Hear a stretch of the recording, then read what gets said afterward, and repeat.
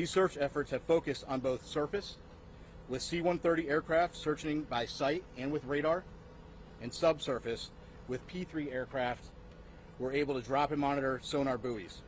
To date, those search efforts have not yielded any results. Search efforts have continued through last night and today. Today, the vessel Deep Energy, a 194-meter pipe-laying vessel, arrived on scene with underwater ROV capability. They have rendezvoused with the vessel Polar Prince and commenced an ROV dive at the last known of the position of the Titan and the approximate position of the Titanic wreck. That operation is currently ongoing. Additionally, a Canadian P-3 aircraft is currently conducting a 6-hour search of the area, and several C-130 aircraft and another P-3 are scheduled to fly this afternoon and this evening. Sir, is it true that the British offered assistance and they were told we don't need your assistance at this point?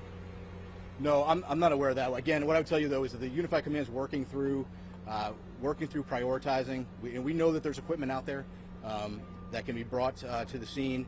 The Unified Command is working through prioritizing what equipment we need and then how we get it there. And the French are also responding to the ship as well? Yes, it's my understanding, correct. So there are several civilian ships that have offered services heading that way. There are additional Coast Guard cutters. We hope to have a Canadian Coast Guard cutter on scene this evening. We hope that they may be able to assume on-scene commander.